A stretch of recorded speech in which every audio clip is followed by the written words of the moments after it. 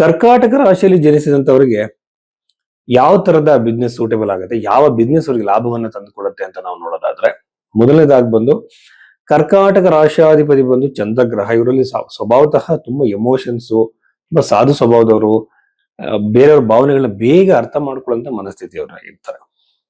ಇಂಥವ್ರು ಯೂಶುವಲ್ ಆಗಿ ಡಾಕ್ಟರ್ಗಳಾದ್ರೆ, ನರ್ಸ್ಗಳಾದ್ರೆ, ಟೀಚರ್ಗಳಾದ್ರೆ ಬಹಳ ಒಳ್ಳೇದು ಈ ಒಂದು ರಾಶಿಯವರು. ಯಾಕೆಂದ್ರೆ ಅವರಲ್ಲಿ ಎಮೋಷನ್ಸ್ ಜಾಸ್ತಿ. ಈ ವೃತ್ತಿಗಳಿಗೂ ಕೂಡ ಎಮೋಷನ್ಸ್ ನ ಅಗತ್ಯ ಇದೆ.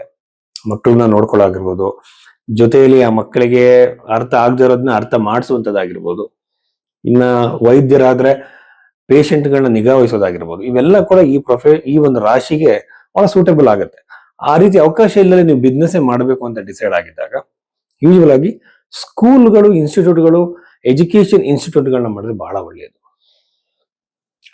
ದ್ವಿತೀಯಾಧಿಪತಿ ಸೂರ್ಯನಾಗಿರೋದ್ರಿಂದ, 11ನೇ ಮನೆ ಅಧಿಪತಿ ನಿಮಗೆ ಶುಕ್ರನಾಗಿರೋದ್ರಿಂದ, ದಶಮಾಧಿಪತಿ ಬಂದು ನಿಮಗೆ ಕುಜನ ಆಗೋದ್ರಿಂದ ಏನಾಗುತ್ತೆ ಅಂತಂದ್ರೆ ಯೂಶುವಲ್ ಆಗಿ ನನಗೆ ಅನಿಸ್ತಿರುವಂಥದ್ದು ಈ ತರ ಎಜುಕೇಶನ್ ಇನ್ಸ್ಟಿಟ್ಯೂಟ್ಗಳನ್ನ ಕಟ್ಟುವಂಥದ್ದು, ಟೀಚಿಂಗ್ ಮಾಡುವಂತ, ಈಗ ಫಾರ್ ಎಕ್ಸಾಂಪಲ್ ಟೀಚಿಂಗ್ ಕೋರ್ಸ್ಗಳನ್ನ ಮಾಡ್ತಾರೆ, ಕಾಂಪಿಟೇಟಿವ್ ಎಕ್ಸಾಮ್ಗಳಿಗೆ ಕೋರ್ಸ್ಗಳನ್ನ ಮಾಡ್ತಾರೆ. ಈ ತರ ಇದು ತುಂಬಾ ದೊಡ್ಡ ಮಟ್ಟದ ಒಂದು ಬಿಸ್ನೆಸ್ ಇಂಡಸ್ಟ್ರಿನೇ ಇದೆ. ಆ ರೀತಿ ಮಾಡಬಹುದು ಅಂತ ನೋಡಿ. ಸೊ ನಿಮಗೆ ಬಹಳ ಸಕ್ಸಸ್ ಸಿಗುತ್ತೆ, ಅನುಕೂಲಗಳಾಗುತ್ತೆ. ಎರಡನೇದಾಗಿ ಗೌರ್ಮೆಂಟ್ ರಿಲೇಟೆಡ್ ಪ್ರೊಫೆಸರ್ ಆಗೋದು, ಟೀಚರ್ಗಳಾಗೋದು ಇವರಿಗೆ ಬಹಳ ಸೂಟೇಬಲ್ ಆಗುತ್ತೆ.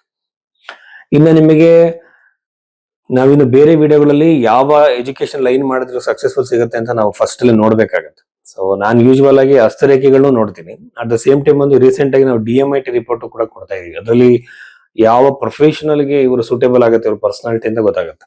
ಸೊ ನಿಮ್ಮ ಮಕ್ಕಳ ಒಂದು DMIT ರಿಪೋರ್ಟ್ ತಗೊಂಡ್ರೆ ಬಹಳ ಒಳ್ಳೇದು. ಅದು ಭೈರವಿ ಅಷ್ಟೋದಲ್ಲಿ ಅವೈಲೇಬಲ್ ಇದೆ. ಹಾಗೇನೆ ಹಸ್ತರೇಖೆಗಳಲ್ಲಿ ಬಂದ್ಬಿಟ್ಟು ನೀವು ಸ್ವಲ್ಪ ಯಾವಾಗಲೂ ಕೂಡ ಲೈನ್ ಸ್ವಲ್ಪ ಬಾಗಿರ್ಬೇಕು ಕೆಳಗಡೆಗೆ. ಇವ್ರಿಗೆ ಬಂದು ಈ ತರ ಪ್ರೊಫೆಷನ್ ಸೂಟೇಬಲ್ ಆಗುತ್ತೆ.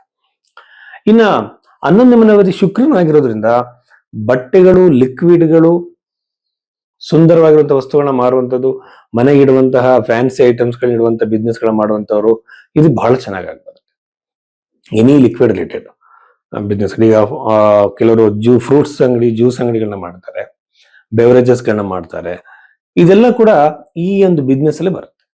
ದ್ವಿತೀಯಾಧಿಪತಿ ಸೂರ್ಯನಾಗಿರೋದ್ರಿಂದ ಗೌರ್ಮೆಂಟ್ ಕಾಂಟ್ರಾಕ್ಟ್ ಗಳನ್ನ ತಗೊಳ್ಳುವಂಥದ್ದು, ಗೌರ್ಮೆಂಟ್ ಸಂಬಂಧಪಟ್ಟಂತ ಬಿಸ್ನೆಸ್ ಗಳನ್ನ ಮಾಡ್ತಾರೆ, ಗೌರ್ಮೆಂಟ್ ರಿಲೇಟೆಡ್ ಆಗಿರುವಂತಹ ಕೆಲವು ಯೋಜನೆಗಳನ್ನ ಅವ್ರು ಒಪ್ಕೊಂತಾರೆ, ಮಾಡುವಂಥದ್ದು, ಗೌರ್ಮೆಂಟ್ಗೆ ಕೆಲವು ಪ್ರಾಡಕ್ಟ್ಸ್ ನ ಮಾಡ್ತಾರೆ. ಈ ತರ ಯಾವ್ದಾದ್ರು ಬಿಸ್ನೆಸ್ ನೀವು ಕನೆಕ್ಟ್ ಮಾಡಬಹುದು ಅಂತ ನೋಡಿ. ಹಾಗೇನೆ ಇಲ್ಲಿ ಬೇರೆ ಬೇರೆ ಕಾಂಬಿನೇಷನ್ಸ್ ಕೂಡ ನೋಡ್ಬೇಕಾಗುತ್ತೆ. ಈಗ ದ್ವಿತೀಯಾಧಿಪತಿ ಎಲ್ಲಿದ್ದಾನೆ, ಸೂರ್ಯ ಎಲ್ಲಿದ್ದಾನೆ ಅಂತ ನೋಡ್ಕೊಳ್ಳಿ. ಸೂರ್ಯ 12ಕ್ಕೆ ಬಂದಾಗ ಫಾರಿನ್ ರಿಲೇಟೆಡ್ ಬಿಸ್ನೆಸ್ ಗಳನ್ನ ಮಾಡಬಹುದು. ಸೂರ್ಯನ ಏನಾದ್ರೂ ನಿಮಗೆ ವೃಷಭ ರಾಶಿಯಲ್ಲಿ ಇದ್ರೆ ನಿಮಗೆ ಎಕ್ಸಾಕ್ಟ್ ಆಗಿ ಬಂದು ಕ್ಲಾತ್ ಇಂಡಸ್ಟ್ರಿ ಮತ್ತು ಗಾರ್ಮೆಂಟ್ಸ್ ತರದ್ದು ಮಾಡುವಂತಹ ಬಿಸ್ನೆಸ್ಗಳು ನಿಮಗೆ ಬಹಳ ಅನುಕೂಲವಾಗಿ ಬರುತ್ತೆ. ಹಾಗೇನೆ ಸೂರ್ಯ ಏನಾದ್ರೂ ಒಂದೊಂದು ರಾಶಿಯಲ್ಲಿ ಇದ್ದಾಗ ಯಾವ ಮನೇಲಿದ್ದಾನೆ ಅನ್ನೋದ್ರ ಮೇಲೆ ನಿಮ್ಮ ಸೂಟೇಬಲ್ ಬಿಸ್ನೆಸ್ ನಾವು ಡಿಸೈಡ್ ಮಾಡ್ಬೇಕಾಗತ್ತೆ. ಬಟ್ ಇದಕ್ಕೆ ಬಂದು ದಶಾ ಪೀರಿಯಡ್ ಅನ್ನು ನೋಡ್ಕೋಬೇಕು. ದಶಾ ಬಂದು ನಮಗೆ ಸೂಟೇಬಲ್ ಆಗಿ ಇಲ್ಲ ಅಂದಾಗ, ಸೊ ಅದು ಬಂದು ಎಕ್ಸಾಕ್ಟ್ ಆಗಿ ನಿಮಗೆ, ಮತ್ತೆ ಇನ್ನೊಂದು ನಿಮಗೆ ಅದ್ರಲ್ಲಿ ಅನುಭವ ಕೂಡ ಇರ್ಬೇಕಾಗುತ್ತೆ. ಅನುಭವ ಇಲ್ಲದೆ ಸುಮ್ಮನೆ ಅದಕ್ಕೆ ಕೈ ಹಾಕಕ್ಕಾಗಲ್ಲ. ಅನುಭವ ಇದ್ದು, ಇಷ್ಟ ಇದ್ದು, ಈಗೇನ್ ಸೂಟೇಬಲ್ ದಶೆನೂ ಬಂದಿದೆ, ನಿಮಗೆ ಬಿಸ್ನೆಸ್ ಮಾಡುವಂತಹ ಕ್ವಾಲಿಟೀಸ್ ಜಾತಕದಲ್ಲಿದ್ದಾಗ ಅಂದಾಗ ಮಾತ್ರ ನಾವು ನಿಮಗೆ ಎಸ್ಪೆಷಲಿ ಭೈರವಿ ಅಷ್ಟದಲ್ಲಿ ನಿಮಗೆ ಅದನ್ನ ಸಜೆಸ್ಟ್ ಮಾಡ್ತೀವಿ.